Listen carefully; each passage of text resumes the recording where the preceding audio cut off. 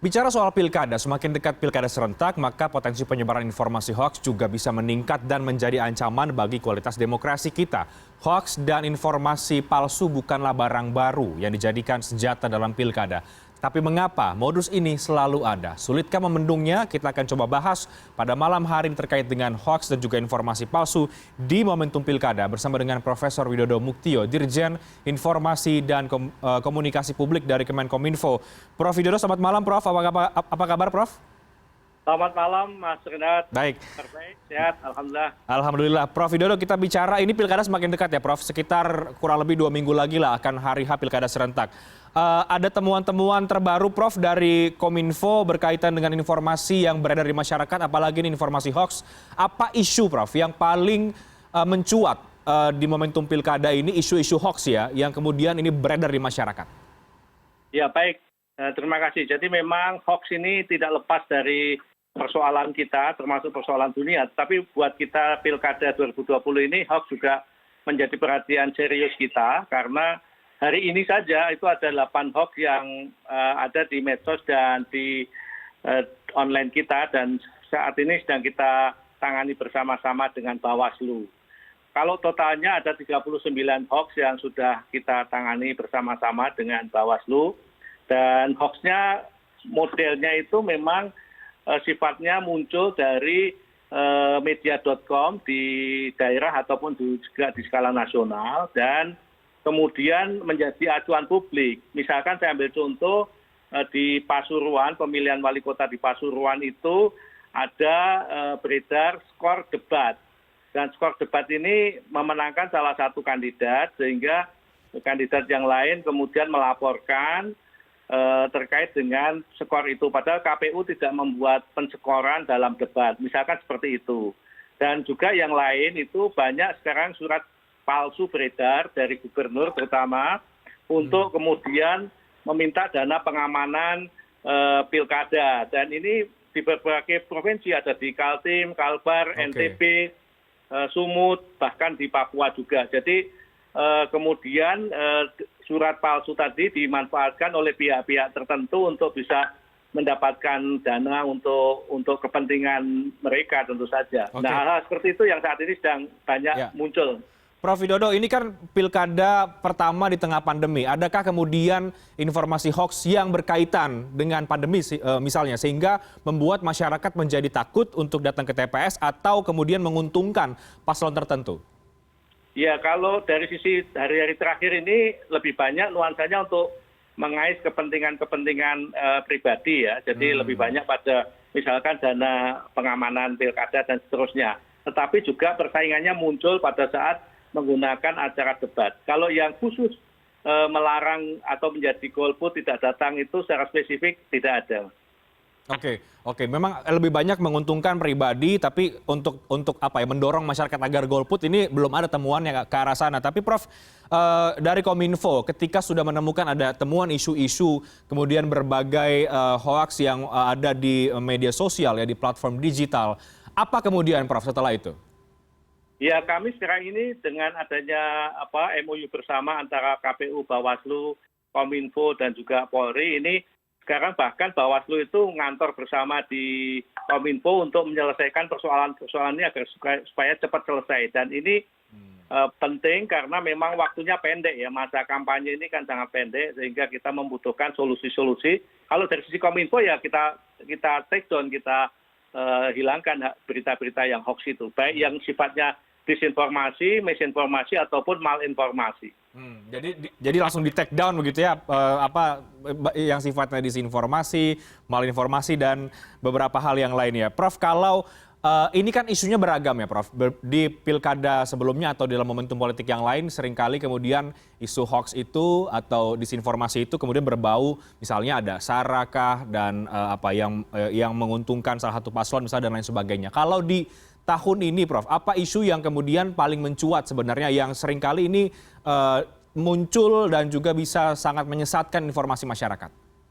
Ya tentu karena ini pandemi COVID ya, jadi kalau pilkada ini kan isu hoax ini kan biasa terjadi, tetapi karena ini pandemi justru yang kita khawatirkan nanti isu-isu yang bisa mengganggu kelancaran proses di TPS. Misalkan ada informasi yang mengajak tidak usah ikut bergabung di TPS, kemudian isu yang mengancam adanya klaster baru dan seterusnya yang berbau-bau menurunkan partisipasi masyarakat terhadap proses pilkada ini. Oke. Prof Widodo, hoax sebetulnya bukan barang baru ya Prof, tapi mengapa kemudian ini terus ada? Apakah memang sulit untuk membendungnya atau bagaimana Prof? Atau pengawasannya memang perlu diperketat lagi sehingga informasi yang beredar terserak di media sosial ini betul-betul bisa difilter sehingga masyarakat juga kemudian tidak menjadi korban dari penyebaran informasi hoax. Tapi dijawabnya nanti Prof Widodo. Kita break terlebih dahulu, kami akan segera kembali sesaat lagi.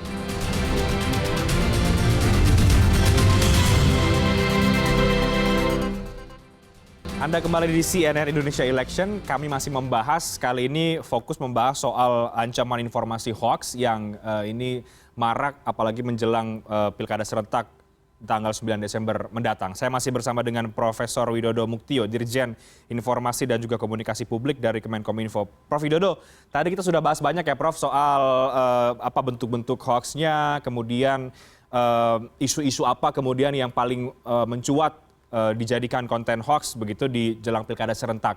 Tapi Prof, kita tahu bahwa sebetulnya hoax dan juga informasi palsu ini kan bukan barang baru ya Prof, yang sebetulnya bisa juga harusnya diantisipasi sejak awal. Apakah memang cukup sulit Prof untuk membendung beredarnya informasi hoax yang ada di masyarakat, apalagi yang berserakan di media sosial?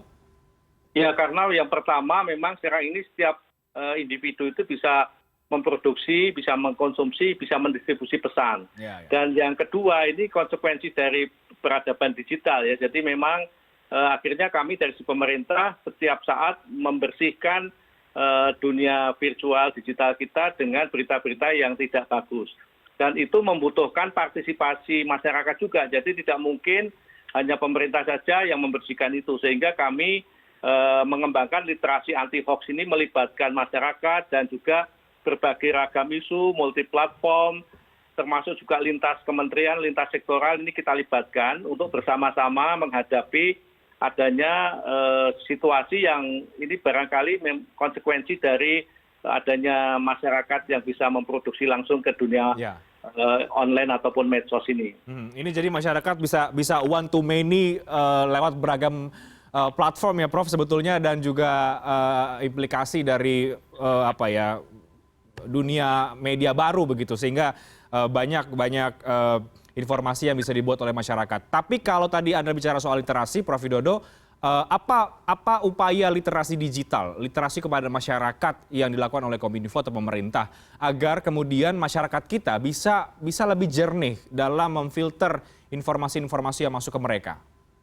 Ya, di samping literasi anti hoax tadi kami juga mengedepankan literasi digital pada umumnya. Jadi bagaimana kita mengantisipasi secara cerdas dalam bermedsos, juga bagaimana kita menambah pengetahuan dan kesadaran menghadapi medsos, dan itu kita gaungkan menjadi gerakan nasional cybergerasi untuk bisa menyadarkan masyarakat.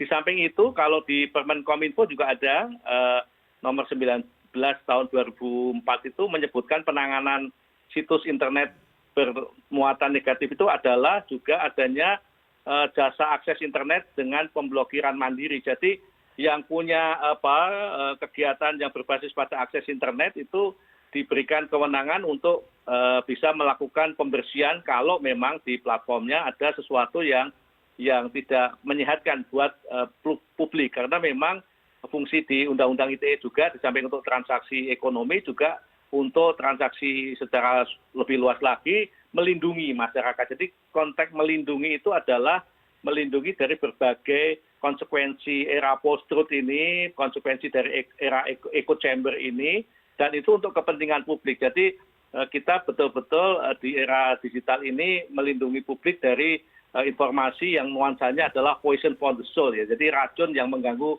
pikiran-pikiran kita. Artinya bisa kemudian jauh lebih sulit, Prof? Iya, jadi memang kalau dilihat dari keniscayaan peradaban digital ini, pada saat setiap individu bisa memproduksi, bahkan memproduksinya bisa banyak, ini kita juga melawannya juga harus bersama-sama gitu ya, karena kita ingin menumbuhkan kesadaran baru bahwa mari kita menjadikan informasi itu menjadi data, menjadi knowledge yang akhirnya menguatkan peradaban ini, menjadi food for the soul, ya, menjadi makanan yang menyehatkan kita. Dan ini kita harus sepakat bahwa informasi itu ada yang baik, ada yang nggak baik. Makanya tadi dipisahkan, ada yang disinformasi, pasti itu disengaja ya. Tapi kalau misinformasi itu kadang-kadang tidak disengaja, tapi tahu-tahu merugikan. Termasuk juga malinformasi. Malinformasi itu juga merugikan pihak lain ya. Jadi pembahasan pengetahuan tentang hoax ini memang betul-betul harus secara jernih kita maknai agar supaya kita juga bisa memaknai hoax ini bukan hitam putih, tapi ini betul-betul kita cermati dengan hati-hati dan juga dengan melibatkan semua stakeholder masyarakat. Trennya bagaimana sih Prof? Ini tren katakanlah sejak pilkada mulai berlangsung, ini kan kita sekitar tinggal 2 mingguan lagi, ini trennya apakah kemudian memang semakin banyak ya hoax yang beredar, isunya juga semakin beragam, atau sampai sejauh ini masih terkendali atau masih di angka yang sebetulnya masih bisa dikendalikan oleh pemerintah? Kalau yang khusus pilkada memang masih tadi saya sampaikan ada bentuk-bentuk yang nuansanya ingin mencari untung di tengah situasi ini. Tetapi kalau dari sisi COVID, ya per hari ini pun juga sudah lebih dari 1.245 hoax yang terkait dengan COVID. Jadi memang ini COVID ini kan sebenarnya musuh kita bersama ya. Tetapi tetap saja hoaxnya banyak sekali. Jadi memang ada masyarakat yang mungkin iseng juga. Tetapi kalau dilihat dari data dari data masyarakat telekomunikasi itu memang hoax itu biasanya 90% itu disengaja. Dan juga 61% itu menghasut. Bahkan datanya tidak akurat, itu jumlahnya 59. Jadi ini sesuatu yang harus kita jelaskan pada publik bahwa kita ingin membersihkan dunia medsos ini untuk kebaikan kita semuanya agar supaya kita ini bisa tidak termakan pada penyakit yang disebut dengan infodemik atau tsunami informasi. Oke, jadi sekarang ada dua paling tidak. Ada hoax terkait dengan COVID-19, ada hoax yang soal pilkada. Dan kedua isu ini bisa kemudian dicampurkan sebetulnya Prof ya, dengan tujuan yang tidak baik tadi. Ya, jadi kalau dilihat dari fenomena hoax yang kami cermati, memang akhirnya dua-duanya itu bisa sulit dipisahkan. Karena di pilkada sendiri kan juga salah satu poin penting, pesan kita adalah pemilih yang sehat. Jadi kita memang masuk di dalam ranah COVID dan itu menjadi utama. Sehingga memang jadi tumpang tindih atau mix ya. Tetapi kita pisahkan dalam konteks ini memang kami di Des Pilkada ini memisahkan antara yang COVID dengan yang isu-isu pilkada spesifik. Oke, Prof, kita break terlebih dahulu. Segmen terakhir dialog singkat sekaligus closing, saya akan tanya juga, Prof. Ini kan seringkali kemudian hoax dijadikan senjata ya, Prof, dalam pilkada, senjata politika atau senjata untuk menghasut dan lain sebagainya. Menurut Anda apa yang membuat kemudian masih banyak pihak yang menggunakan hoax ini sebagai senjata politik tadi itu? Apakah karena ini berbiaya murah, ataukah ini mudah dilakukan, atau apa sebetulnya, Prof, dari kacamata Anda? Tapi kita bahas usai jeda berikut ini, tetap bersama kami.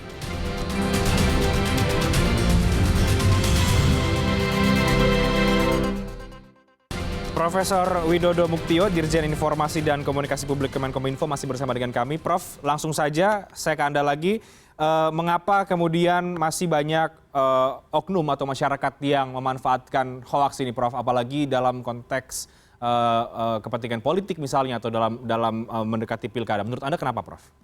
Ya, karena memang sekarang ini kan kampanyenya tidak kumpul banyak orang, ribuan orang, di mana kalau sebelum COVID itu kampanye kan bisa menjadi sebuah berita dan itu diekspos oleh banyak media. Nah, sekarang ini kampanyenya lewat virtual sehingga siapapun sulit untuk mengekspos menjadi sebuah realita.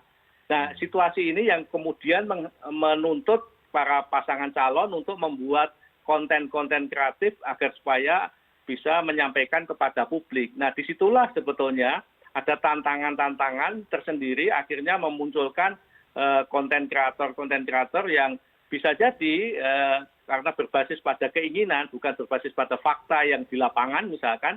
Nah, ini memunculkan kerawanan-kerawanan baru sekaligus pada pihak yang lain itu juga akan bisa melahirkan narasi-narasi menurut selera mereka. Jadi tidak hanya akunnya di pasangan calon ataupun tim sukses, tetapi orang lain pun juga akan bisa merekayasa dengan demikian mudahnya supaya terjadi berita-berita yang menyesatkan publik. Nah, ini situasi di mana kampanye semua lebih banyak virtual ini akan melahirkan orang membuat kreativitas untuk menjadikan hoax itu lebih mudah. Oke. Artinya ini Kominfo harus lebih giat lagi nih, Prof, patroli sibernya, Prof.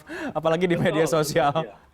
Betul, ini justru menjadi tantangan kita karena memang kalau biasanya kan misalkan satu lapangan terus media mengekspos berdasarkan fakta kan. Kalau sekarang kan tidak.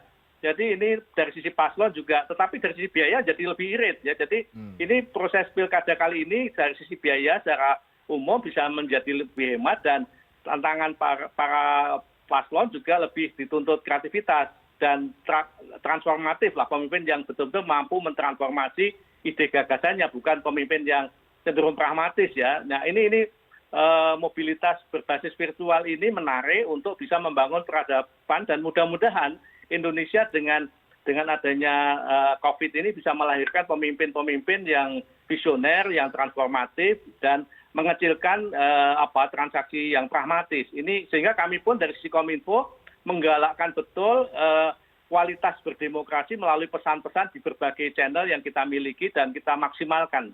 Baik. Kita juga tunggu, Prof, bagaimana pemerintah bisa semakin rajin ya, begitu, semakin giat untuk menjaga ruang-ruang publik dari informasi hoax seperti ini, karena ini menjelang pilkada yang tentu saja kalau kemudian dibiarkan bersama-sama, apalagi juga tidak ada partisipasi dari masyarakat juga untuk memendungnya, ini bisa mengancam kualitas demokrasi kita. Profesor Widodo Muktio, terima kasih banyak sudah bergabung bersama dengan kami di Election pada malam hari ini. Terima kasih banyak, Prof. Oke. Dan demikian CNN Indonesia Election malam hari ini. Saya Renhat Sirait pamit, selamat malam, sampai jumpa.